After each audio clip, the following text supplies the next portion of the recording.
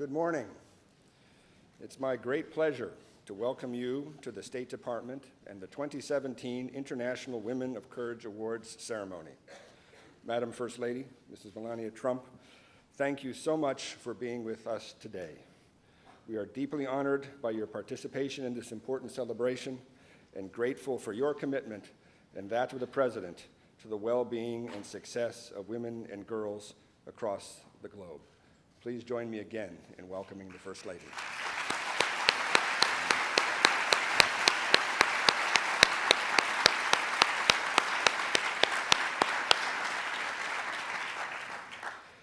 I would also like to welcome the members of the Diplomatic Corps who are with us here today, and of course, the women joining us on this stage, the 2017 International Women of Courage. Thank you very much.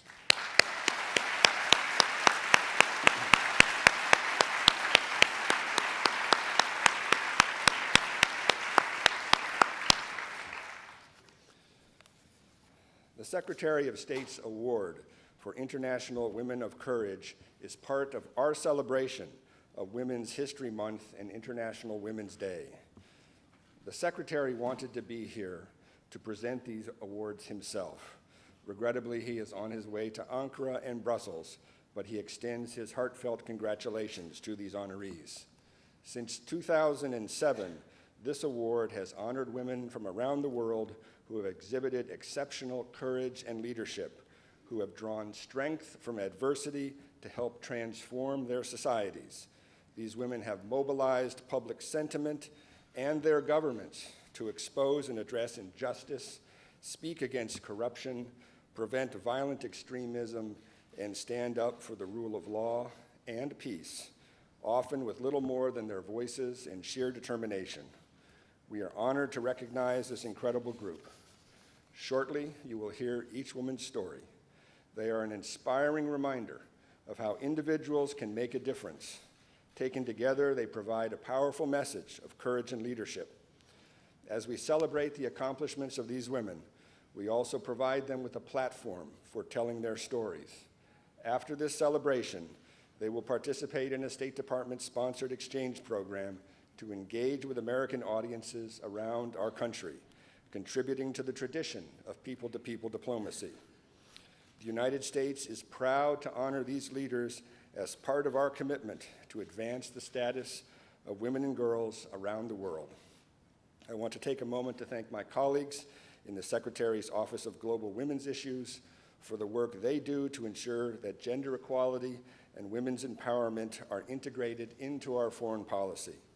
I also want to recognize the Bureau of Educational and Cultural Affairs, whose programs, like the International Visitors Leadership Program on which these women are about to embark, are an important element of our diplomacy.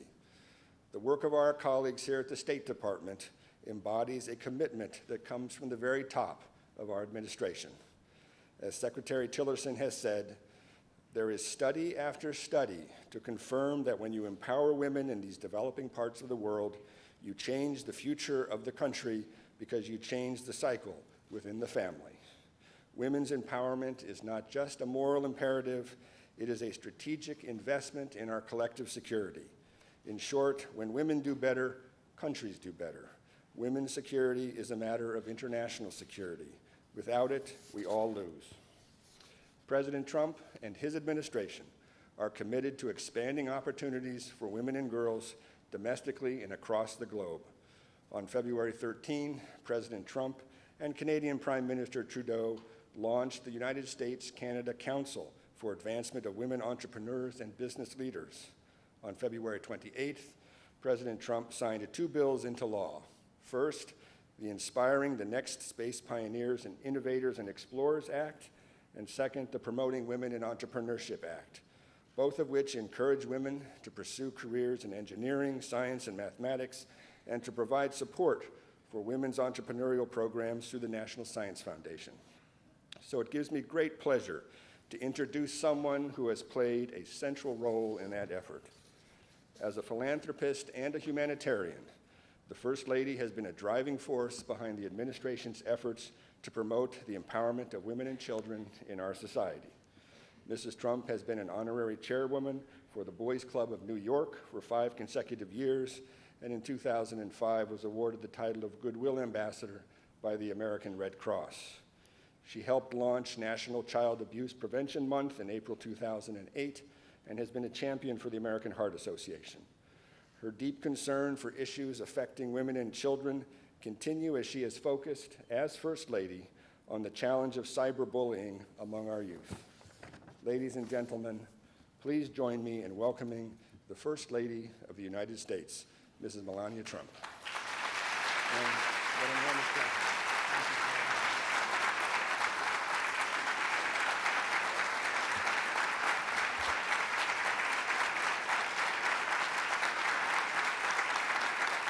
Thank you. Thank you. Ambassador Shannon, dignitaries, esteemed guests, ladies and gentlemen. I'm deeply humbled to be here today to honor these 12 remarkable and inspirational women who have given so much for so many, regardless of the unimaginable threat to their own personal safety. Each one of these heroic women has an extraordinary story of courage, which must inspire each of us to also achieve more than we had ever imagined possible. Their lives remind us of the boundless capacity of the human spirit when guided by moral clarity and desire to do good. These honorees on the stage with me have fought for their rights and for the rights of others. Each battled forces, such as governments, the courts, gender bias, terrorism, war, and corruption, and were willing in each moment to face harsh penalties, including imprisonment and death.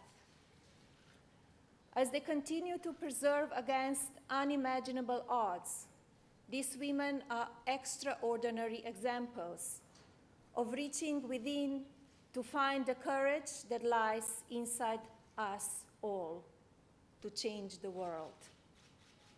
While learning the stories of these 12 honorees, I would like to ask each of us to take this moment and try to imagine what it would be like to experience the trying obstacles, domestic abuse, gender bias violence, or governed impression that some of these women have faced. Let us try to envision ourselves in their place, struggling against unequivocal gender bias and discriminatory laws which serve to protect the perpetrators of unthinkable crimes while punishing their victims should they even dare to speak out. Ask yourself if you would have the fortitude of spirit, the courage of your convictions, and the enormous inner strength required to stand up and fight against such overwhelming odds. Amazingly, each of our honorees has courageously answered yes to those questions. For it is their strength and the strength of others like them which will unite a global battle against inhumanity. Together with the international community, the United States must send a clear message that we are watching. It is therefore our duty to continue to shine the light on each miraculous victory achieved by women, all capable of trying, truly leading the change to fight for those that cannot fight for themselves. These are the stories of human greatness that will continue to inspire and therefore must be told far and wide. These honorees who have fought on the front lines against injustice are true heroes. Their stories of an individual bravery remind us that there is always hope whenever the human spirit is brought to bear in the service of others, and that healing and personal empowerment are often born from such deeds. I believe that bravery is the ability to live one's life refusing to be discouraged, and instead choosing a life of purpose. Only when we do this are we are able to suppress what we previously believed to be possible. Each of these 12 women represents a life of enormous courage to save a child, to help a family, to make a neighborhood or school safe, or to boldly speak out against evil by refusing to back down, no matter the personal cost. To the young people here today, I ask you to allow the triumphs exemplified by these heroic women to inspire you in your own lives, and to remind yourself that you, too, are capable of greatness. I urge you to not be afraid to fail, as failure will never have the power to define you, as long as you learn from it. And realize that your first steps will always involve taking a leap of faith by believing in yourself while choosing to replace fear for hope. Let these brave women serve as daily inspiration, as it is now up to each of you to remain vigilant against injustice in all its many forms. As you go forward, remember their journeys as push ahead and strive to bring about a better community, a better country, and a better world in an ongoing fight for right over might. We must continue once again to shine the light on the horrendous atrocities taking place in neighborhoods around the corner and around the globe, where innocent families are crying out to live in safety. We must continue to fight injustice in all its forms, in whatever scale or shape it takes in our lives. Together, we must declare that the era of allowing their brutality against women and children is over, while affirming that the time for empowering women around the world is now. For wherever women are diminished, the entire world is diminished with them. However, wherever women are empowered, towns and villages, schools, economies are empowered, and together we are all made stronger with them. We must begin now to challenge old fears, fight long-held prejudices, and stand up against evil and injustice wherever it may be. As leaders of our shared global community, we must continue to work towards gender empowerment and respect for people from all backgrounds and ethnicities, remembering always that we are all ultimately members of one race, the human race. Each one of us is uniquely gifted. We must continually reaffirm our American values as we join with the international community to make our world safer through acts of collaborative and individual bravery. Thank you, honorees, for your courage, and thank you, Ambassador Shannon, for your support. God bless you, and God bless this great nation. Thank you.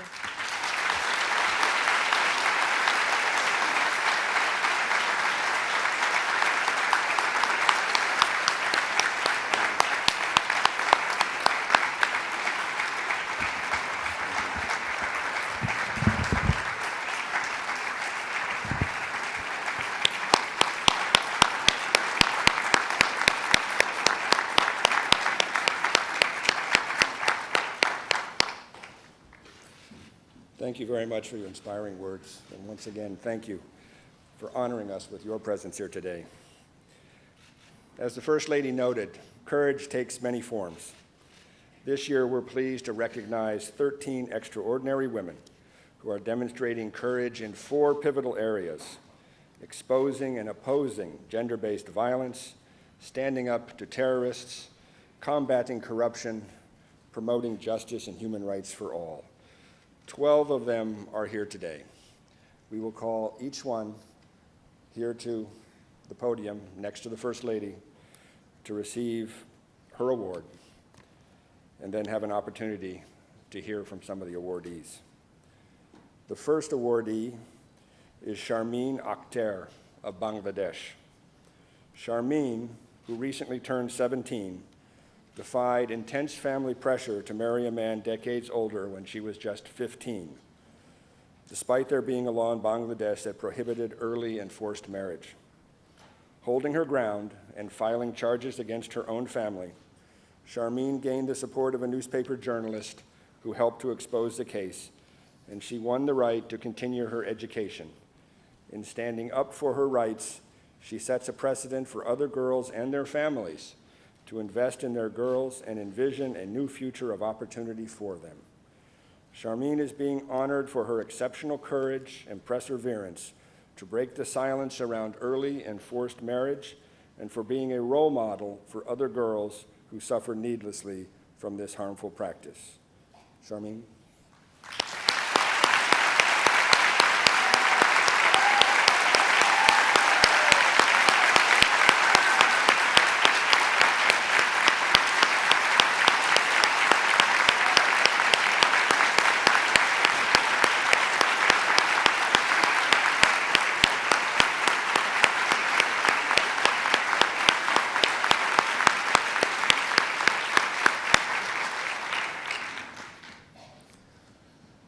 Our next awardee is Arlette Contreras Bautista of Peru.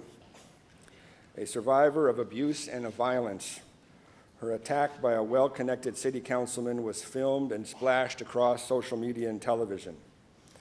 Arlette turned her own personal tragedy into a national cause for advocacy. When her abuser was sentenced to a token 1-year suspended sentence, Arlette spoke out and dedicated herself to working with other victims of violence, which eventually led to her launching a grassroots movement called Not One Woman Less, to raise awareness of gender-based violence. Arlette is being honored for her fearless activism on behalf of survivors of gender-based violence and for standing up to demand that the government and judiciary hold perpetrators to account. Thank you.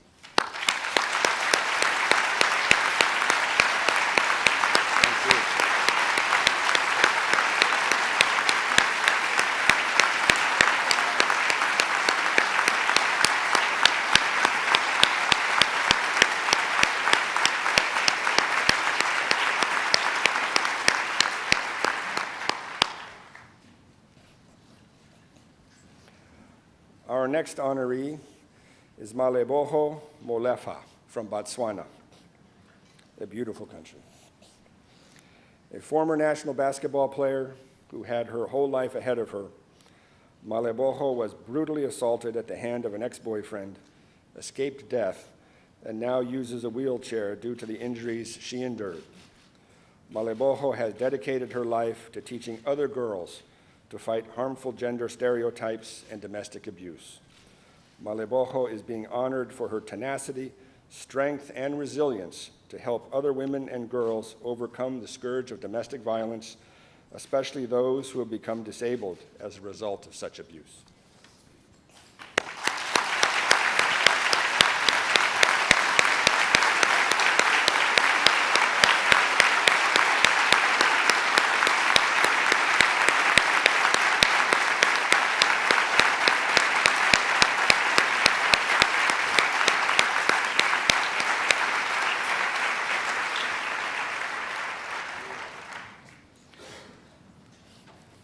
Our next honoree is Natalia Ponce de Leon from Colombia.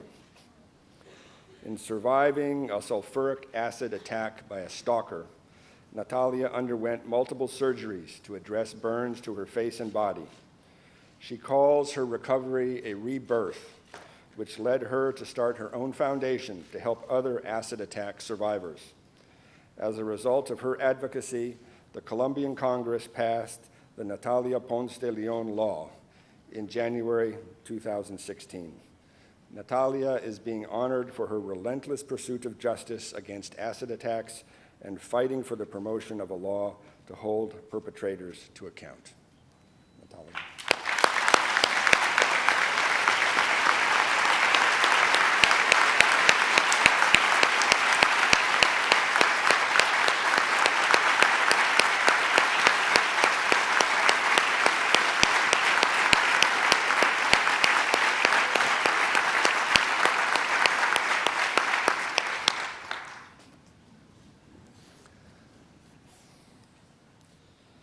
Our next honoree is Janat Al-Ghazi from Iraq. After surviving domestic abuse, Janat's tribal family threatened her life. She now dedicates her life to protecting other women from violence. She has furthered the Organization of Women's Freedom in Iraq's cause of providing shelter, protection, training, and legal services for women, including those who have suffered brutality at the hands of ISIS. Janat is being offered for selflessly working on behalf of women survivors of abuse, courageously telling her story at great risk to her personal safety, and for providing shelter, education, and opportunities for women to reclaim their lives from the threat of violence and extremism. Janat.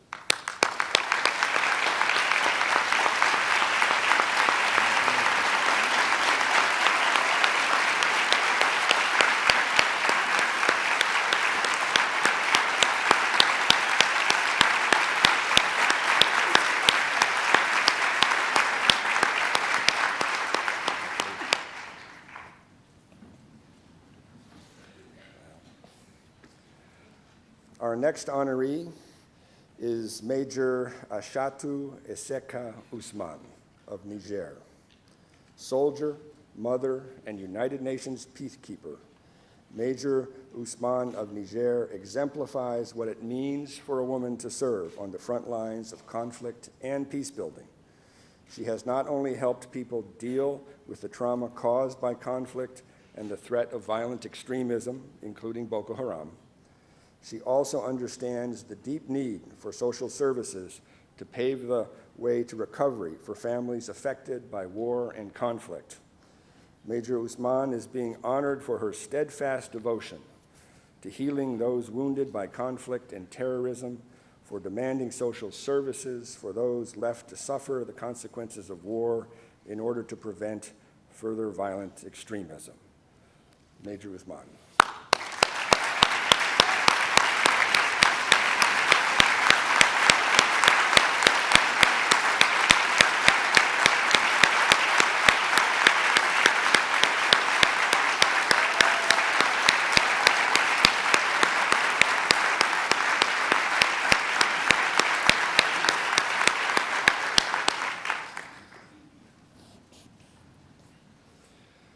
Our next honoree is Veronica Simoigan from Papua New Guinea. Founder of the Family for Change Association and advocate for women and girls in Papua New Guinea, Veronica lives and works in a country where 2/3 of women and girls have been physically and sexually abused due to their gender. Despite facing death threats for her work with survivors, Veronica has devoted herself to helping others and to building relationships with local law enforcement and men and boys to overturn the cultural norms that deprive women and girls of their status and basic rights. Veronica is being honored for her relentless dedication to protecting victims of violence and vulnerable women and children, and for the pursuit of supportive partners in men and boys to make her country a violence-free society. Veronica.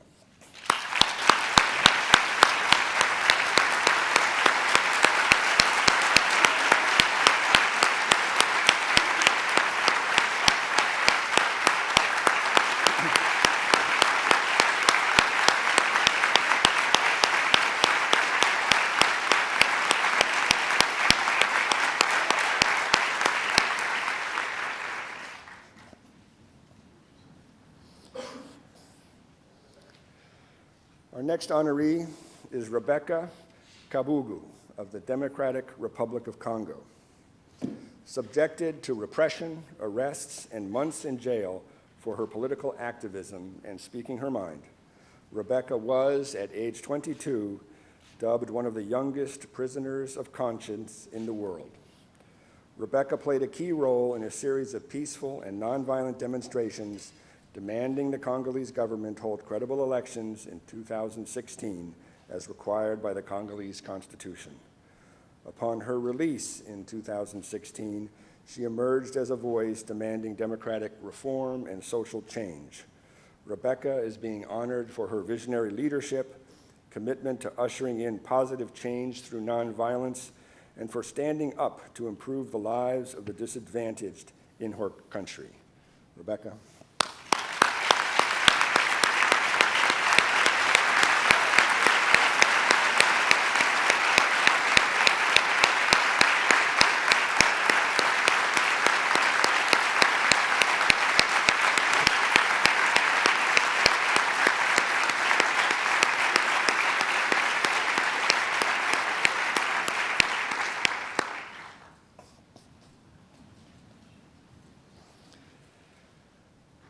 Our next honoree is Sandra Ekniliagoda from Sri Lanka.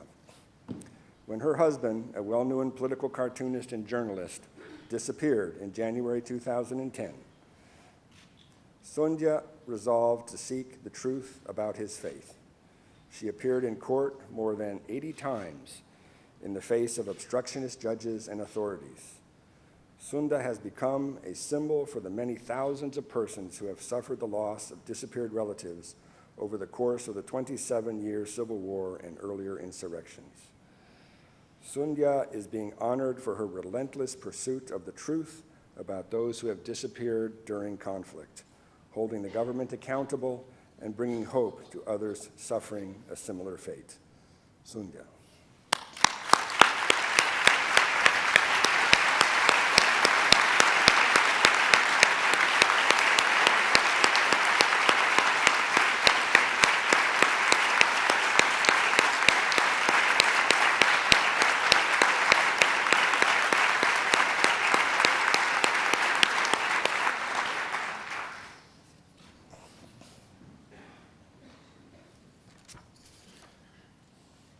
Our next honoree is Sadat Uzkan of Turkey. As an elementary school teacher, Sadat took the rare and bold step of exposing the sexual abuse of children by the principal of a small village school. Even after suffering a debilitating car accident that left her incapacitated for months, she refused to back down from her claims, despite pressure from the authorities and threats by other teachers. Sadat is being honored for her unwavering determination to uncover generations of sexual abuse of school children, particularly girls, and for her integrity in pursuing justice in the face of government pressure and apathy. Sadat.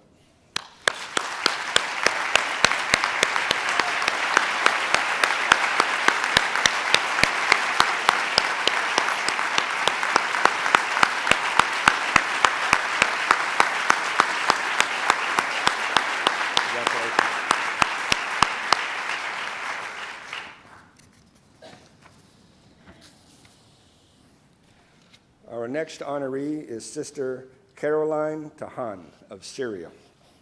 Sister Caroline, a Roman Catholic nun working in Damascus, is being recognized for her outreach and service to the refugee community, internally displaced persons, and children.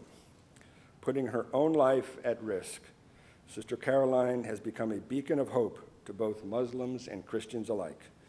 In addition to running a nursery school and providing a safe environment for traumatized children, she also runs a tailoring workshop to provide job skills to vulnerable displaced women. Sister Caroline is being honored for her perseverance in serving those affected by the Syrian conflict and willingness to safeguard and empower the most vulnerable, including children, refugees, and displaced women. Sister Caroline.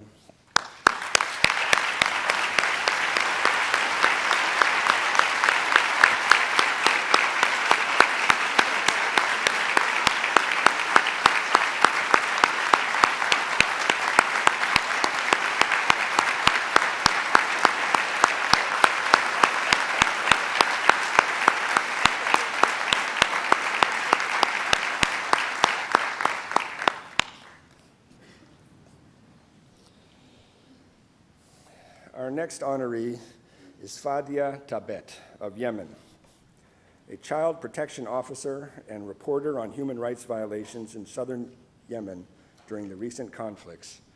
Fadia risked her life to protect the region's children from al-Qaeda and Houthi militias. Her acts of courage dissuaded young boys from joining terror groups and militias. She exposed al-Qaeda's Yemeni branch, Ansar al-Sharia, as a recruiter of child soldiers, as well as documented human rights violations by other armed groups for the United Nations.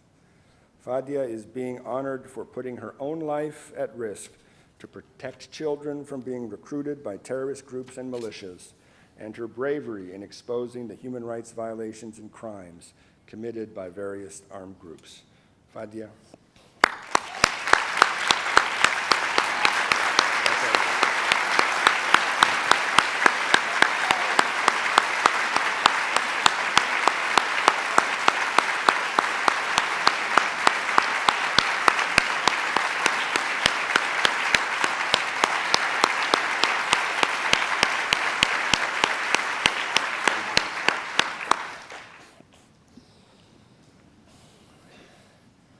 Finally, we honor one woman who is not able to be here today, Nguyen Ngoc Nguyen of Vietnam. An outspoken critic of injustice and human rights violations, blogger and online activist, Nguyen has been held incommunicado at a detention center since October after exposing a toxic waste dump, one of the worst environmental disasters in Vietnam's history. While Nguyen cannot join her fellow women of courage at this ceremony, we admire her for refusing to be silenced and her defense of freedom of expression. Nguyen is being honored for her resoluteness to expose injustices and corruption and using her voice to stand up for the protection of people's rights and freedoms.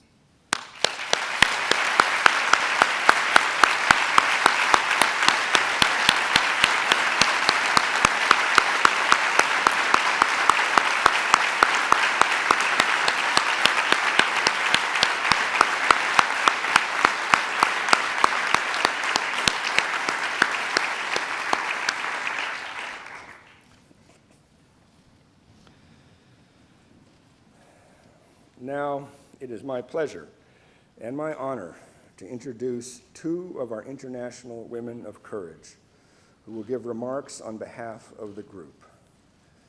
May I bring to the podium Malebohobo Molefa of Botswana and Natalia Ponce de Leon of Colombia.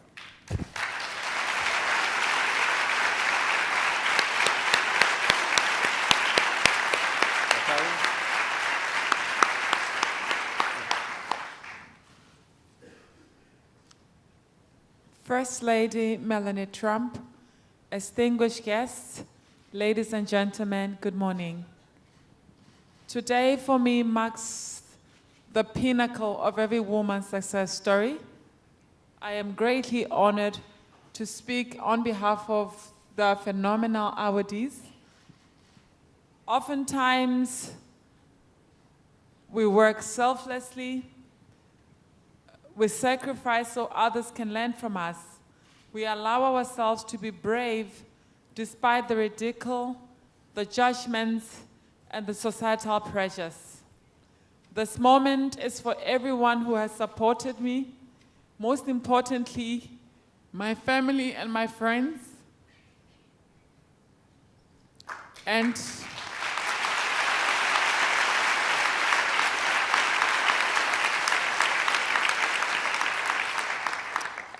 for the courageous women who have stopped at nothing to effect change. As a gender-based violence survivor and also a woman living with a disability, a result of a brutal attack, I take pride in knowing that I didn't lose my strength, and I continue to use my story to inspire other women and to learn from me and to partake in helping change the lives of others who may be going through a situation in their lives and not knowing how to exit. Allow me, please, to thank the organizers of this event for recognizing women who has made an impacting impression and continues to make a sterling contribution in the societies in helping shape the lives of other women and helping change the brutal perceptions of the world. Thank you.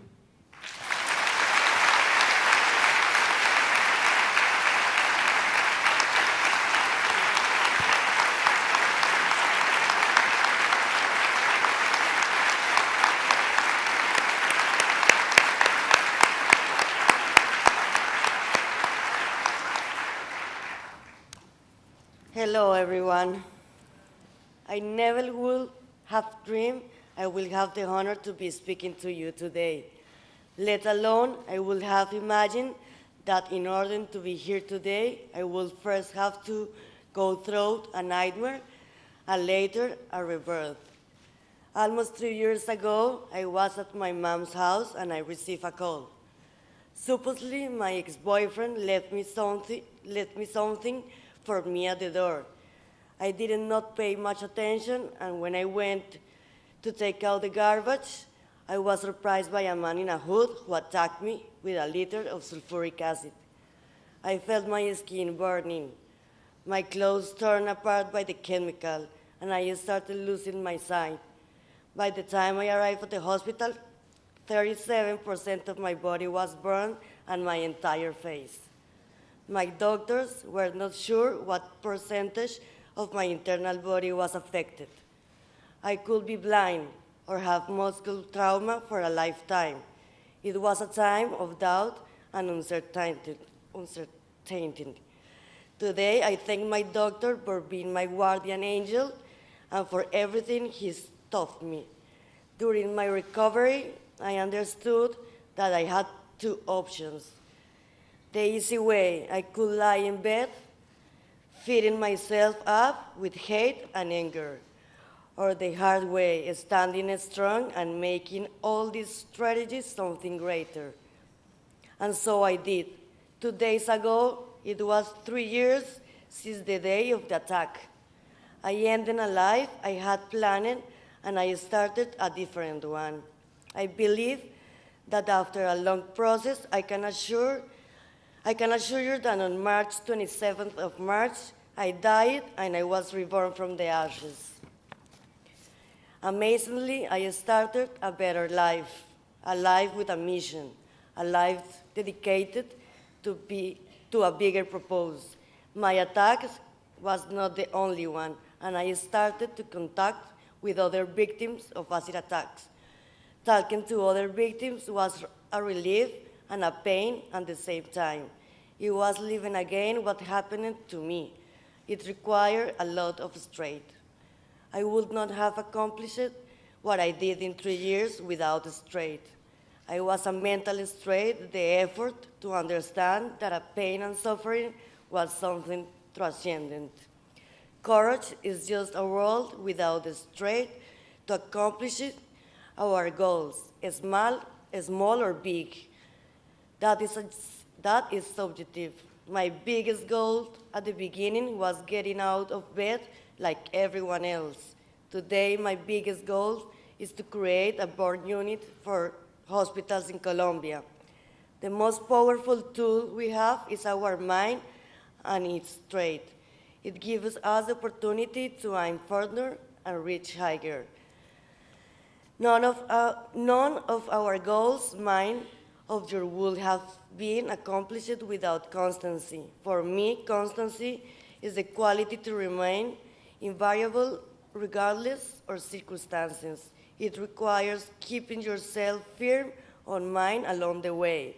Constancy kept me through 30 surgeries, 5 messages a day, no matter how painful they were, and the constant use of a mask to allow my skin get back to where it was supposed to be. I am not a perfect human being. Honestly, none of us you are.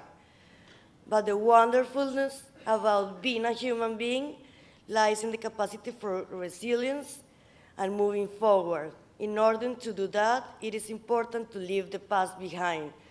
Forgiveness is what made me stand up and accept myself, accept my fate, and move forward. I forgive how others wronged me. I forgive how I wronged myself. That built me up and give me conscience. Forgiveness and belief is the fuel to move forward. When you move forward, you know where you are heading, but you don't know where you will end at. I created a foundation to help victims of attacks like mine. Later, Colombia's government passed a law with tougher sentences for acid attacks. Today, I work hard to give my country the capacity to respond to these attacks, help survivors, and create more burn units in Colombia. What will happen next? I don't know. But I trust that with the straight constancy and forgiveness, we will end this horror. My message for you today is to take those 3 words, make them yours. Use them in any other you will be willing to use them. The other will not affect the product, because the outcome will be a human being that will use what they have to help others to make our society better. As a woman, I feel moved by all the survivors of these attacks. Also, I feel moved to see that as a woman, we have developed our sense of resilience to its maximum. In so many fields, women help their communities to improve their life standard. It is our task to honor what others have accomplished for us, to acknowledge the privileged position we are in. We live now in a world with rights for everyone because of others having cleared this path for us with their own sweats. We have nothing left than to clear the future path, to have the courage that no matter how tough situations are, we can reach more. This is not only my fight, it's everyone's fight, because tomorrow this could be your son's story, your daughter's story, or your own story. It is our task to keep the future bright. To all my fellows today here, awareness here today, I salute you for your resilience and your courage. Thank you so much.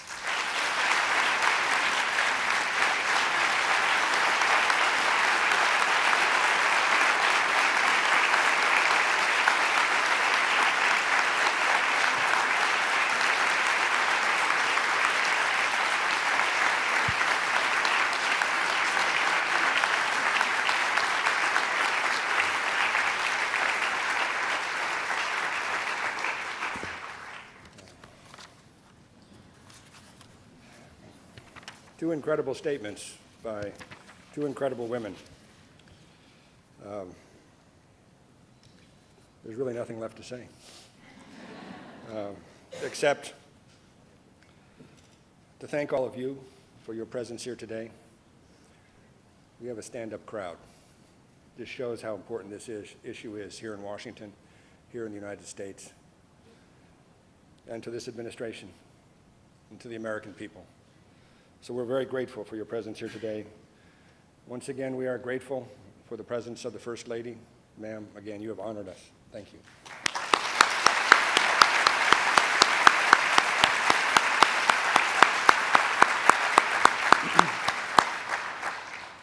And to the 2017 International Women of Courage awardees, thank you all for what you have done and all that you will continue to do. Thank you for your bravery and your commitment. We honor you and we honor your work.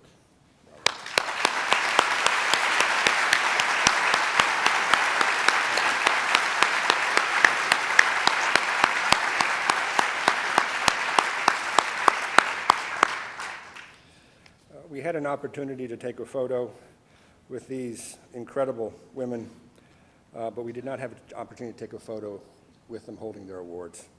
So if you don't mind, if I could just ask you to hold tight for a moment as we gather them here and take a photograph with the First Lady. But again, thank you all very, very much for being here today.